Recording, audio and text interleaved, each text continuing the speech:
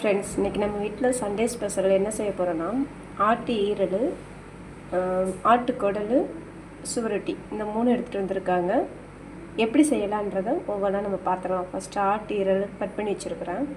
ஆட்டுக்குடல் மஞ்சத்தூள் போட்டு நல்லா வாஷ் பண்ணி சுடுதண்ணியில் போட்டு வச்சுருக்கிறேன்.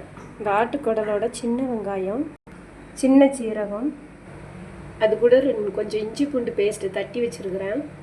தக்காளி ஒரு 2 தக்காளி கட் பண்ணி வச்சுருக்கிறேன். இது எல்லாத்தையும் நம்ம குடலில் போட்டு வேக வச்சிடலாம். வெங்காயம், தக்காளி, நெக்ஸ்ட்டு இஞ்சி பூண்டு போட்டுடலாம். நெக்ஸ்ட்டு ஜீரகம், சின்ன சீரகம் வந்து நம்ம உள்ளங்கையில் வச்சு கசக்கி போட்டோன்னா இன்னும் நல்லா டேஸ்ட்டாக வாசமாக இருக்குன்னு சொல்லுவாங்க. நான் அப்படி தான் செஞ்சுருக்கிறேன். எங்கள் அம்மா சின்ன பிள்ளையாக இருக்கும்போது அவங்க சேர்ந்து நான் பார்த்துருக்குறேன். எப்போவுமே சின்ன சீரகத்தை உள்ளங்கையில் வச்சு நசுக்கி தான் போடுவாங்க. நல்லா டேஸ்ட்டாக இருக்கும் குடல் கறி அப்படின்னு சொல்லுவாங்க. அதுமாதிரி இதெல்லாம் சூப் எடுத்தும் பிடிக்கலாம்னு சொல்லுவாங்க. இதெல்லாம் கொஞ்சம் குடல், இந்த நம்ம போட்ட வெஜிடபிள்ஸு, சீரகம் இதெல்லாம் நல்லா மெல்ட்டாகி வெந்ததுக்கப்புறமா அதில் வந்து இந்த ஜூஸை, இந்த குடலில் வேக வச்ச தண்ணி எடுத்து குடித்தோன்னா அவ்வளோ நல்லா சொல்லுவாங்க. சின்ன வயசில் எங்கள் அம்மா எங்களுக்கு கொடுத்துருக்குறாங்க. இப்போ நானுமே அதை ரெடி பண்ணி பசங்களுக்கு, வீட்டுக்காரருக்கெல்லாம் கொடுக்க போகிறேன்.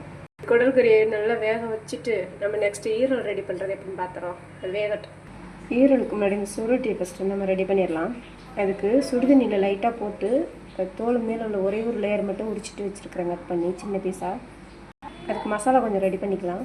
நம்மகிட்ட சுருட்டி கொஞ்சமாக இருக்கிறனால கொஞ்சமாக தான் மசாலா சேர்த்துருக்குறோம். கொஞ்சம் தனி மிளகாத்தூள், கொஞ்சமாக மட்டன் மசாலா, கொஞ்சம் மஞ்சத்தூள், கொஞ்சம் லைட்டாக பெப்பர் தூக்கலாக இருக்கிறக்காக லைட்டாக சால்ட்டு சேர்த்து நம்ம அதை எண்ணெயில் மிக்ஸ் பண்ணிக்க போகிறோம். இப்போது எண்ணெயில் மிக்ஸ் பண்ணிவிட்டு அந்த சுவரொட்டிகளை அதில் போட்டு ஒவ்வொன்றா பரட்டி எடுத்துட்டு கொஞ்சம் நேரம் ஊற வச்சிடலாம். ஒரு 10 நிமிஷம் நல்லா ஊறட்டும். ஊறினதுக்கப்புறமா என்ன பண்ணலாம் சொல்கிறேன். சுவரொட்டு ஊறி இருக்கிற கேப்பில் நம்ம ஈரலுக்கு போய்ட்டு வெங்காயம் தக்காளி கட் பண்ணிட்டு வந்துடலாம். சின்ன வெங்காயம், தக்காளி, கொத்தமல்லி, இஞ்சி பூண்டு, ஈரல் செய்கிறதுக்கு எல்லாமே ரெடி ஆகிடுச்சு. இப்போ அடுத்து நம்ம ஊற வச்ச சுவரொட்டி ஃப்ரை எப்படி செய்கிறதுன்னு பார்த்துடலாம் வாங்க. கடாயில் கொஞ்சம் எண்ணெய் ஊற்றி சூடு பண்ணிக்கிட்டு சூடான எண்ணெயில் எடுத்து வச்சு அப்படியே ஒரு மூடி போட்டு மூடி வச்சிடணும். சிம்மில் வச்சு அப்படியே ஒரு 5 நிமிஷம் நல்லா குக் ஆகட்டும். நம்ம வேக வச்ச குடல் கறி இங்கே சூப் ரெடி ஆகிடுச்சு பாருங்கள். எண்ணெய் பிரிஞ்சு வருது பாருங்கள். இந்த டைமில் நமக்கு தேவையான அளவுக்கு சூப்பு எடுத்துகிட்டு நம்ம கிரேவி ரெடி பண்ணிடலாம். கொஞ்சம் ஒரு 3/4 பதம் வெந்துருச்சு.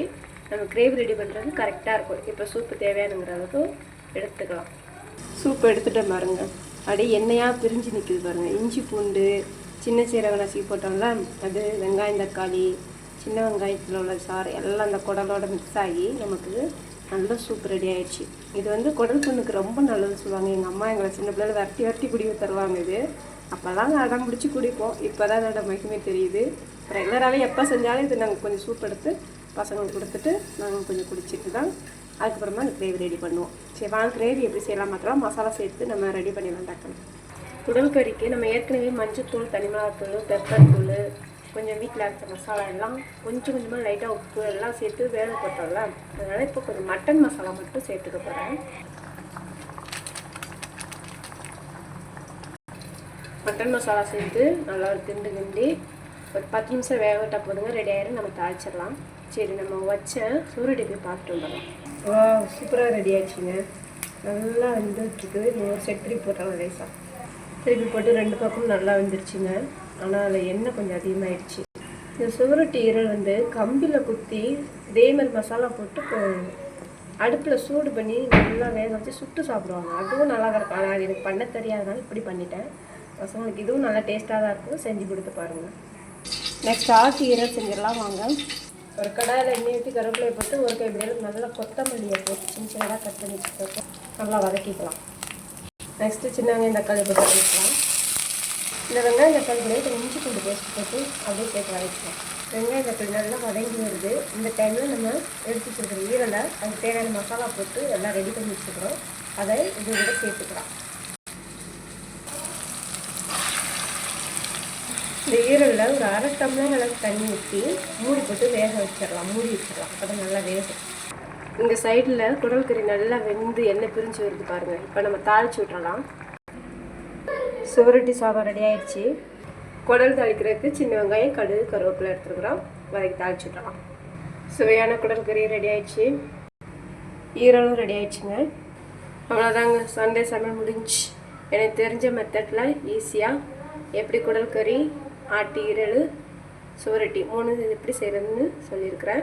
நீங்களும் இதேமாதிரி செஞ்சு சாப்பிட்டு பார்த்துட்டு எப்படி இருக்குன்னு கமெண்ட் பண்ணுங்கள். Okay, thank you.